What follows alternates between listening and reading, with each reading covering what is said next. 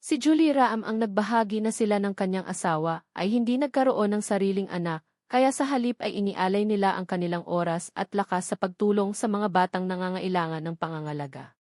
Sinabi ni Julie Raam na pagdesisyonan namin na hindi pa para sa amin ang maging magulang sa ngayon. Magiging foster parents kami at magiging tulay para sa mga batang ito habang inaayos ng kanilang mga magulang ang kanilang sarili at naghahanap ng daan patungo sa muling pagsasama-sama. Pero sa dulo ng buwan, opisyal na naging pamilya sila ng tuluyan ng amponi nila ang 5 magkakapatid na nakasama nila sa loob ng 3 taon. Ang mga bata ay sina William o Will na 12 taong gulang, Truth na 9, Mariana na 6, Keora na 3 at 2 taong gulang na si Eve. Sinabi ni Julie Raam, 33 taong gulang, sa Edith News na ikamangha-mangha ito at dagdag pa niya, nagdaos kami ng malaking adoption celebration noong Sabado ng gabi. Sa akin, sila na talaga ang aking mga anak mula pa noon. Wala akong nararamdamang malaking pagbabago sa aking pakiramdam mula noong nakaraang Sabado. Matagal na nilang hinihintay ito. Mas malaking ginhawa ito kaysa sa kahit ano. Ayon kay Julie, sina Will at Truth ang pinakamatanda sa 5 magkakapatid na naipasok sa foster care dahil sa hindi angkop na kapaligiran noon. Bago pa makilala sina Will at Truth, nag-foster na ang mag-asawa ng mga bata ng matagal, pero sila ang unang pamilya sa kanilang magkakapatid noong Pebrero 2014 na nang sila ay 6 at 9 taong gulang pa lang. Pagkatapos, noong Disyembre 2015 sumali si Mariana, at noong Hulyo 2016 na naman sina Eve at Keora.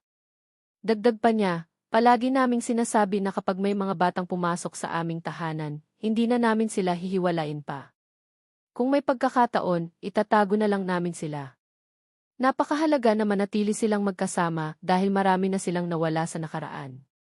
Nang tanungin ng judge ang isa sa mga bata na si Keora tungkol sa kanyang pakiramdam sa kanyang foster father, sa biro niyang sinabi, hindi ko kailanman naramdaman na foster father lang siya.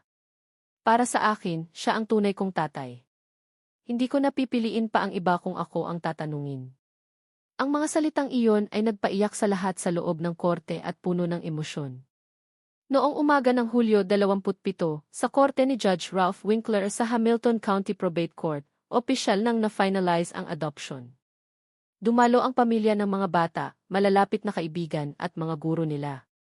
Ayon kay Judge Winkler sa panayam sa Viz News, masaya at excited ako para sa pamilya Rom at sa kanilang kinabukasan. Binago nila ng tuluyan ang buhay ng 5 magkakapatid sa pamamagitan ng pagbibigay sa kanila ng ligtas, mapagmahal at maaalagaan na tahanan. Ang pinakamalaking hangarin ko ay maging inspirasyon ang adopsyon ng 5 bata ng pamilya Rom para sa mas maraming mabuting tao na maging foster parents o mag-ampon. Sa araw ng adoption, nakita ni Will Rom, ngayon 12, ang kanyang dating second grade teacher na si Ann Boyle na naroon sa korte. Sinabi ni Boyle sa Viz News na sobrang saya, siyang makasaksi sa finalization. Ayon kay Boyle, punong-puno ng pagmamahal sina Julie at Will mula pa noong una nilang tanggapin ang mga bata. Biglang nagbago ang mga bata, masaya na ang mga mukha, madaldal na sila. Walang duda sa akin na ito ang pinakamabuting desisyon para sa kanila. Pinasok ni Julie sila sa Sunday School at hinihikayat sa extracurricular activities. Wala nang bakas ng kalungkutan sa kanilang mga mukha. Nakikita ko agad na parang sarili niyang mga anak ang trato niya sa kanila. Sina Will, Truth, Mariana, Keora, at Evie ay opisyal nang nagpalit ng apelyido sa Rom para sa kanilang lumalaking pamilya. Nag-invest din ang mag-asawa ng mas malaking bahay at FE para sa lahat. At sa katulad na kwento, sa Ohio ay may isang ama na nag-ampon din ng 5 magkakapatid mula sa foster care. 1 taon na ang nakalipas mula ng buong pusong tanggapin ni Robert Carter ang 5 foster siblings sa kanyang tahanan at puso. Bagamat crazy di ang taon para sa 30 anyos na single dad sa Ohio, sinabi niya sa People na hindi niya papalitan iyon. Kasama sa kanyang mga anak sina daughters na Mariana at Micaela, at sons na Robert, halos 1, Giovanni, 6 at Chayante, 5. Sinabi ni Carter, talagang kamangha-mangha ang makita silang lumalaki ng magkasama. Mas lalong nagiging close na sila ngayon. Natutulog pa sila sa isa't isa habang nanonood ng movies. Ngayon, bago ako gumawa ng kahit ano, iniisip ko muna sila at kung paano ito makakaapekto sa kanila. Dahil sa kanila, nananatili akong nasa tamang landas. Umaasa si Carter na magbigay inspirasyon ang kanyang kwento sa iba na isaalang-alang ang adoption, lalo na't malapit na ang National Adoption Day sa Nobyembre 20. Dagdag pa niya, kung may pagmamahal sa puso, oras, at pera para alagaan ang mga batang nangangailangan ng permanenteng tahanan, dapat tumayo sila at gawin ito. Kung nasa puso mo ito ng tamang dahilan, ibig sabihin para sa'yo talaga yan. Dati ring foster child si Carter, at dahil nahiwalay siya sa kanyang 8 kapatid noong 12 anyos, naramdaman niyang kailangan niyang pagbuklurin muli ang grupo. Nagsimula siyang mag-alaga ng 3 lalaki noong Disyembre 2018 at hinanap ang kanilang mga kapatid na babae. Pagkatapos ng matinding 6 na buwan na paghihiwalay, muling nagkita sila noong Hunyo 2019. Umiiyak daw silang lahat nang unang magkita ulit pagkatapos ng 6 na buwan. Doon na niya alam na dapat silang magkasama magpakailanman. Noong Enero 2020, tinanggap niya ang lahat ng 5 sa bahay, at noong Oktubre 30 ng parehong taon, naging legal niyang anak sila pagkatapos ng 6 na buwang proseso. Sa nakalipas na taon, nakatuon sila sa paglikha ng mga alaala, pagkuha ng 2 aso, paglipat sa mas malaking bahay sa Cincinnati, Halloween parties, at pagsisimula ng YouTube channel.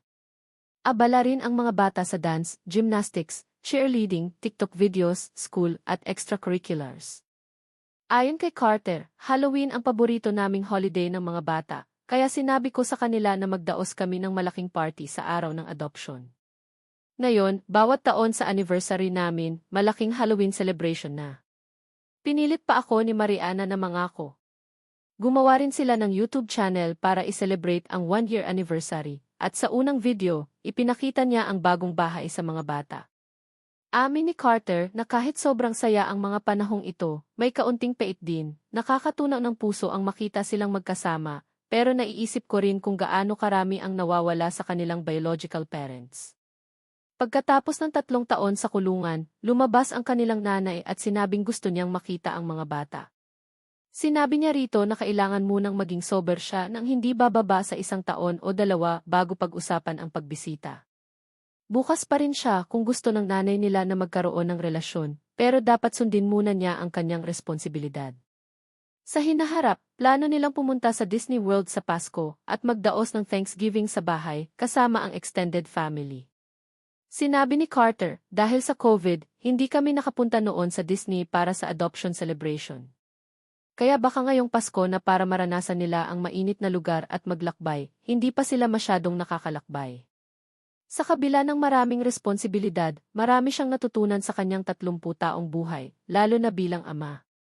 Dagdag pa niya, 1 araw lang ang tinatake ko. Kailangan kong maging mas mapagpasensya sa kanila kaysa dati, dahil hindi sila biological ko at may sarili ng opinyon. Hindi ko maaasahan na katulad ko sila. May mga issues sila na tinutulungan ko silang ayusin, pero sila ang nagpapatuloy sa akin kahit sa pinakamasamang araw. Sino pa ang mag-aalaga at magbibigay sa kanila kung hindi ako? Bilang magulang, naniniwala akong ako lang ang makakapagbigay ng lahat ng kailangan nila. Tinutulungan nila akong manatiling focused. Mga kaibigan, tapos na ang kwentong ito na puno ng inspirasyon. Sana nagustuhan nyo. Kung bigyan nyo ng like, mag-iwan ng comment nyo, i-share sa social media, mag-subscribe sa channel, at i-on ang notification bell para lagi kayong updated sa bagong video. Sa ganitong paraan, hindi nyo makukulang ang aming mga kwento. Sa ngayon, inaanyayahan kayo naming samahan kami sa susunod na kwento.